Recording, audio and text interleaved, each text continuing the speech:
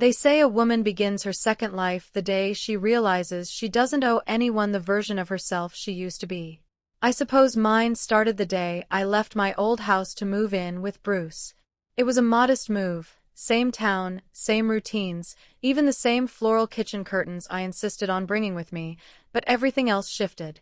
Bruce and I had been married almost 2 years by then. He was steady, dependable, kind in a way that came without pretense. When we married, he brought calm to a life that had long been defined by the frantic dance of single motherhood and a career in uniform. I didn't know I needed calm until he gave it to me. Still, a mother's mind doesn't move as easily as her boxes. I left my house to Houston. My son, 25 now, living in the same sun-soaked bungalow I raised him in, just 3 miles away. I told myself it was easier than selling it. And it was true, easier for him, easier for me to still feel close. The house had always had creaky floors and windows that stuck during spring, but it had our stories in its walls. Houston deserved that. Bruce never questioned my decision. "You're not really leaving that house," he'd said with a smile. "You're extending it. We'll just build new memories here." And in a strange way, we did. Houston visited often, sometimes unannounced, other times with a text saying he'd commandeered the leftovers in the fridge. It became our routine. Weekends blurred into board games, barbecue smoke drifting through open windows, and laughter echoing down the hallway. But what surprised me most wasn't how easily Houston adapted to Bruce, it was how well they got along. They bantered like college roommates, even though Bruce was old enough to be his father. Jokes bounced between them like lazy tennis volleys, mostly aimed at me, if I'm being honest. My cooking, my peculiar taste in crime shows, even my tendency to sort cereal boxes by sugar content. I never minded. It made me happy, watching the 2 most important men in my life share a bond one hadn't dared to hope for. Still, there were moments, quiet ones, when something stirred beneath the surface. Not distrust. Not discomfort, but something unreadable. I remember one night in particular. It was early spring. Houston had come by with a bottle of that ridiculous craft whiskey he loved, some kind of hickory-smoked nonsense that tasted like campfire and regret. Bruce played along, even pretending to appreciate the notes of leather and char, though I could see him struggling to swallow. We were 3 glasses in. Well, they were, when the jokes turned towards stories from Houston's childhood. Houston had always had a sharp memory and an even sharper tongue. "Remember when you tried to make homemade lasagna, Mom?" he teased. "You layered the noodles like bricks. We had to use a steak knife to cut it." Bruce nearly choked laughing. "You've been holding out on me, Sally. I thought I'd seen all your culinary disasters." I rolled my eyes. "It was 1 time. More like 5, Houston corrected, his grin softening into something more thoughtful. "But I didn't mind. That was always the best part, you trying." Bruce gave me a look then, one I couldn't quite read. Amused, maybe, or something deeper. It was quiet after that. Just the soft clink of ice against glass and the low hum of the record player spinning something old and bluesy. Later, as I folded blankets in the living room, Houston leaned against the doorway watching me. His face had the kind of calm you wear only when you're hiding something else beneath it. "You happy?" he asked. I turned to him, surprised by the bluntness. "Yes," I answered honestly. "I am." He nodded slowly, then glanced down the hallway where Bruce had disappeared to the bedroom. "He's good to you." "He is. You deserve that." It was a beautiful moment, tender, honest, but it left me with questions I couldn't name. Because for all the good that wrapped around us like porch light on summer nights, there was a space growing between the lines of our laughter. A tension not hostile, not threatening, but alive. And I started to feel it most in the way Houston looked at me when he thought I wasn't paying attention. He'd linger in the kitchen after Bruce left the table. Stand a little too close when he handed me a plate. Hold his gaze a heartbeat longer than necessary when I asked him how work was going.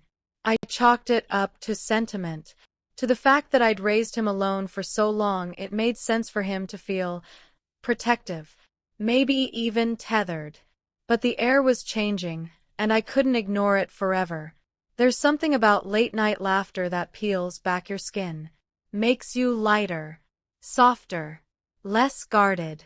It starts with one joke too many, then a snort, then giggles, and before you know it, you're sitting cross-legged on the floor at midnight with the people you trust most, feeling like you're 16 again.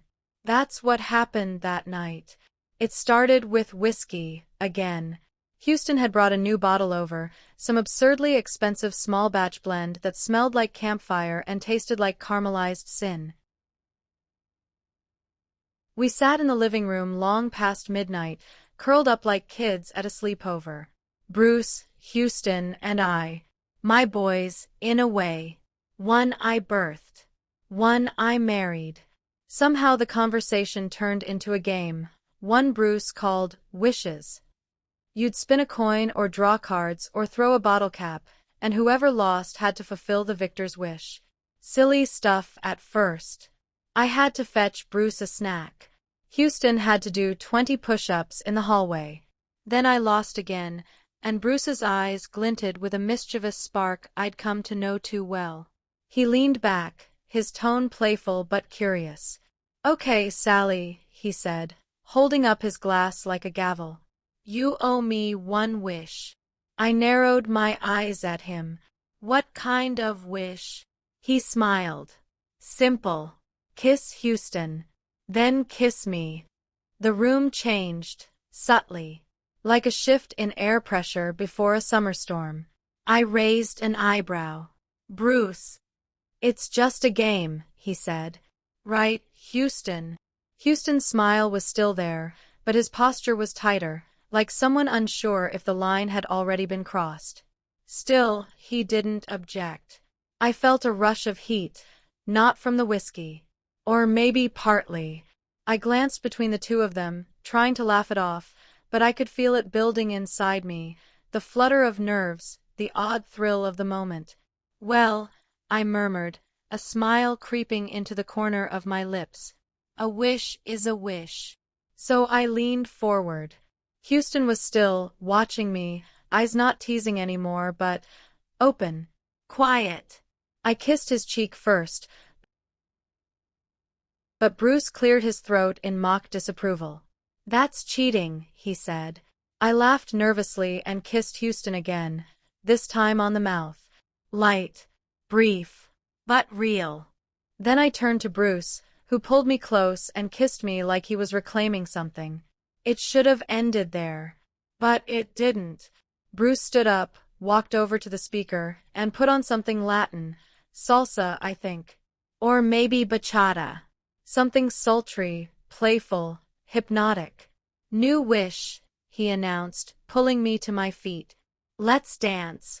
You, me, and Houston. Come on." I looked at Houston, who shrugged. "Why not?" he said. We arranged ourselves like it was choreographed, Bruce behind me, Houston in front. The rhythm pulsed through our bodies. I felt hands at my waist, Bruce's laughter in my ear, Houston's eyes on mine. The music wrapped around us like ivy, pulling us closer and closer until the world narrowed into nothing but movement and breath and glances we didn't mean to share. When the music finally ended, I stepped back, breathless. "Well," I said, laughing too hard, "that's one for the books." It was too warm in the house, too much heat in the air and under our skin, so we took a blanket and laid it out on the grass under the stars. The three of us. Just like that. We talked about everything and nothing, watching the sky like it could answer questions we didn't know how to ask. When sleep finally pulled at our limbs, none of us moved. Sunday arrived soft and gold, the smell of charcoal waking us before the sun fully rose. Barbecue day. Houston and I made a grocery run while Bruce stayed behind to light the coals.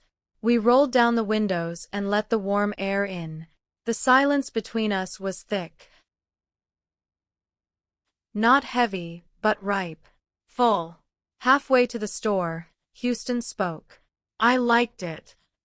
I didn't turn my head, just kept my eyes on the road, hands steady on the wheel. I didn't ask what he meant, because I already knew. And that was the part that scared me. I smiled slightly. It was just a game. No, he said. It wasn't. Another pause. Then his voice, low and thoughtful. Have you always liked younger men? I swallowed, feeling something in me tighten. Bruce was younger. So was Houston's father, long ago. I wondered if Houston had noticed the pattern, or if he was looking for a different kind of answer. I guess so, I said quietly. He turned his head, studying me the way he used to when he was little, like he was trying to memorize me. I feel something strange, he said. Like the fire inside me is starting to burn hotter, brighter. I glanced at him. Do you think why that is? What it could mean? He didn't answer, but his eyes met mine. We spoke in riddles, and yet nothing was unclear. By the time we got back, Bruce was already flipping skewers on the grill. When he saw us, he raised the tongs in salute. Finally, he called out. My favorite partners in crime return. The backyard was alive with heat and sunlight and the scent of smoke. We ate too much, played volleyball. Bruce turned the garden hose on us when the ball flew into the hydrangeas. Houston retaliated with a full blast straight to my chest. I gasped, soaked instantly. My white t-shirt clung to my skin. No bra. I froze for a second, self-conscious, but then I caught Houston's look. And Bruce's. And neither of them seemed uncomfortable. Houston laughed. You'll dry in a minute, he said, waving off my retreat. I hesitated, looking to Bruce. He gave me that same unreadable expression I'd seen the night before, like he was watching something unfold and deciding not to interfere. Let it dry, he said, smiling. And I stayed. We played catch like kids, racing barefoot in the grass. Houston chased me down and wrapped his arms around me, lifting me just off the ground before setting me gently back on my feet. I felt his hands. Strong. Sure. Familiar in a way they shouldn't have been. And when I looked up into his face, I felt something shift in me again. Not fear. Not shame. Just the quiet recognition that something had started. And none of us were stopping it. That night, the house felt too quiet. Even after the laughter faded, after the water hose had been coiled and the grill left to cool under the stars, a strange hush settled into the corners of the rooms. The kind of silence that doesn't invite sleep, it invites memory. Bruce had gone to bed early, a gentle kiss on my forehead and a groggy, I'm done for, sweetheart, left behind like a bookmark in the day. Houston stayed up. So did I. We sat on the back porch, both of us still slightly damp from the evening's games, the faint scent of smoke and grass clinging to our skin. I had wrapped myself in a towel. Houston was barefoot, his damp hair tousled, legs stretched long across the wooden steps. Neither of us said anything for a long time. Just the chirp of crickets, the far-off hum of a neighbor's wind chimes. He finally broke the silence. Do you ever wonder, he said, not looking at me, what your life might have looked like if things had gone differently? My throat was dry. I sipped from the glass of water beside me, buying time. All the time, I admitted. He nodded slowly. Me too. I glanced at him. What are you thinking about right now? He tilted his head toward the dark sky, as if the stars might answer for him. I'm thinking about the kiss. I didn't respond at first. My breath stilled. My body went very still. It was just a game, I said softly. No, he replied. It wasn't. His voice was calm. Not urgent, not pleading, but full of something heavy and burning and ancient. I turned to face him. The porch light carved shadows on his face, softening him, deepening the hollows of his cheeks. He didn't look like my little boy. Not here. Not now. He looked like a man trying to carry a truth too heavy for words. "You're my son," I said, but it came out quiet. Weak. "I'm your Houston," he said. "I always have been." The ache in me uncoiled, slow and certain, like something I had locked away a long time ago was stretching awake. He stood, slowly, not close yet, just upright, alive, and waiting. I stood too. For a moment, we just looked at each other. No laughter, no game, no Bruce, just the air between us, dense and fragile. I should have stepped back. I should have said something final. But I didn't. He moved first. One step, then another, until we were inches apart. "I don't want to be careful anymore," he said, his voice rough. "I don't want to pretend I don't feel this." And then he leaned in. I didn't stop him. I didn't even breathe. His lips touched mine, slow and hesitant, like he was asking a question no one had ever let him ask before. It wasn't a game. It wasn't playful. It was real. And it undid me. My hands rose instinctively, one finding the back of his neck, the other resting lightly against his chest. His hands stayed at my waist, steady, like he knew if he held me any tighter I might break. Or that he might. The kiss deepened just for a second before I pulled away. My breath was shaky. My heart louder than I'd ever known it could be. "Houston," I whispered. "I know," he said. "I know what this is." I stepped back, finally, hand to my mouth, the warmth of him still tingling on my skin. I felt something I hadn't felt in years. Wanted. Not for my history, not for what I gave, but for who I was in that moment. "I don't know what this means," I admitted. He nodded, his gaze never leaving mine. "Me neither. But it happened," I added. "It did," he said. "And I don't regret it." The silence returned then, heavier than before. We didn't speak as we stepped back inside. We didn't say good night. But when I turned off the kitchen light and walked past the guest room, I paused. The door was open. He was sitting on the bed, elbows on his knees, staring at the floor like he had stepped across some line and wasn't sure how to step back. I didn't go in. But I didn't close the door, either.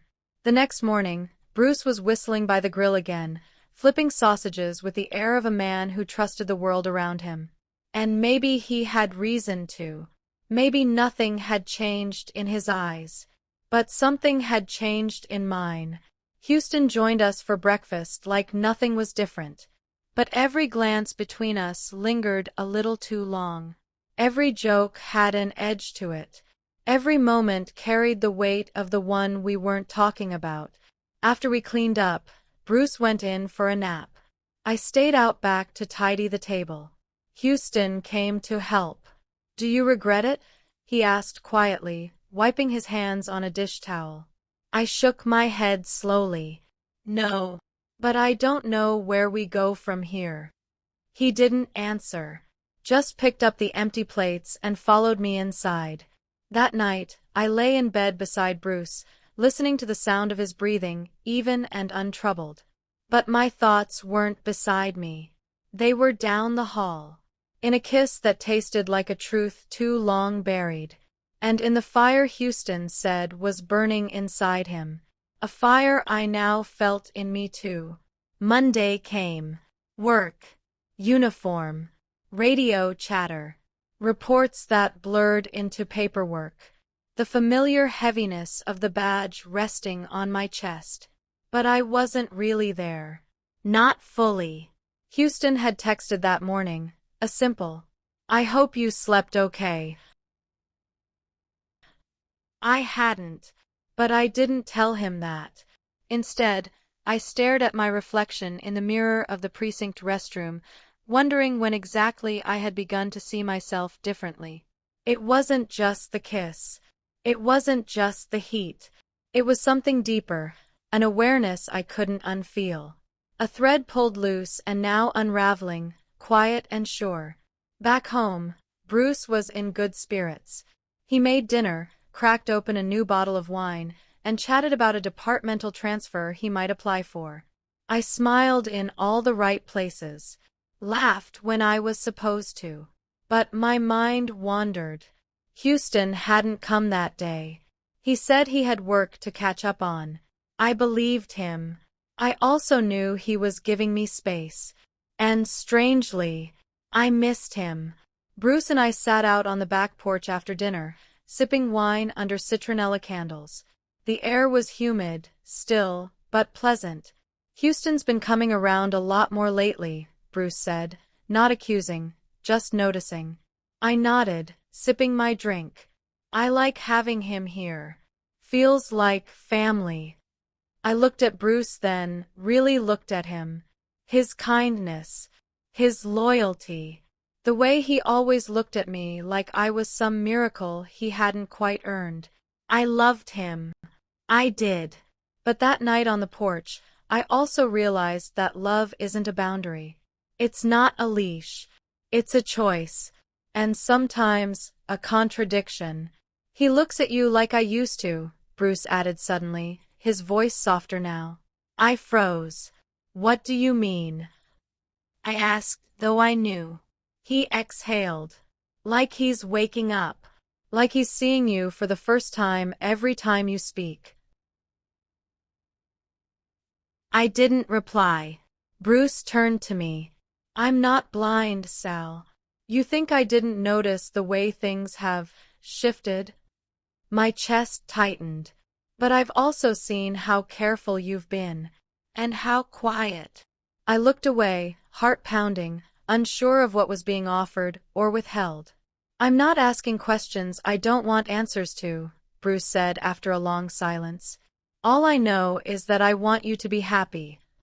Happy. That word again. Always as light as a breeze and heavy as a storm. Bruce, I began, but he shook his head. You don't owe me anything, he said. But I'm asking you to be honest with yourself. I sat there long after he went to bed, glass in hand, mind spiraling.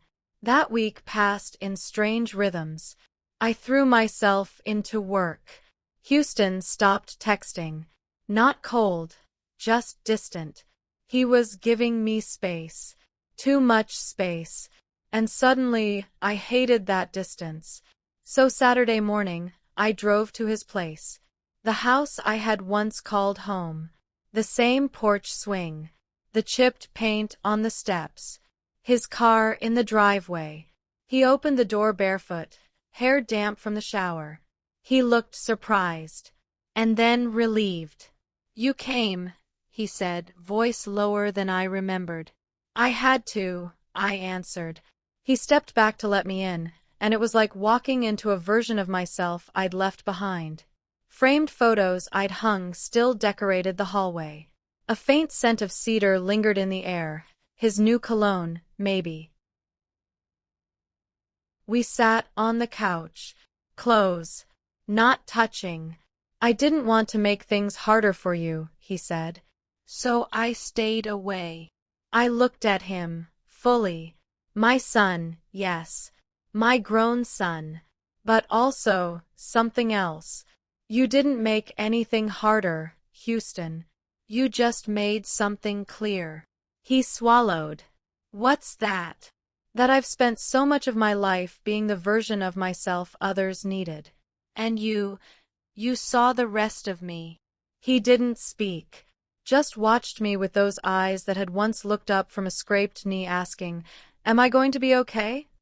I don't know what this is, I continued. I don't know what to do with it. But I can't ignore it. Not anymore. Then, finally, he reached for my hand. Then don't. His fingers were warm, strong, familiar. He leaned in again, this time slower. I met him halfway. The kiss was deeper now. Not stolen, not spontaneous, chosen. It wasn't about rebellion or confusion. It was about gravity. We pulled apart slowly, breathlessly. I don't want to hurt anyone, I whispered. He nodded. Neither do I. But I can't go back to pretending this isn't real. Houston pulled me close, resting his forehead against mine. Then let's just exist. Here. Now. No promises. No labels. Just truth. And somehow that was enough. Weeks passed. Bruce didn't ask questions, but I noticed a quiet change in him. A resignation, maybe. Or maybe just understanding. We still shared dinners, still laughed. But there was space now between us. A space I no longer felt guilty for filling elsewhere. Houston and I didn't name what we were. We simply lived inside the moments we were given. Stolen afternoons, soft smiles, long walks down streets we both knew by heart. We never planned the next step. But one night, back on the porch of his house, my house once, Houston whispered, I think this fire inside me, it's not just burning now. It's becoming light. And I knew what he meant. I felt it too. It wasn't about a kiss. It was about finally seeing, after a lifetime of giving, sacrificing, building, that there were parts of me still untouched, still wild, still free. And somehow, impossibly, he saw them first.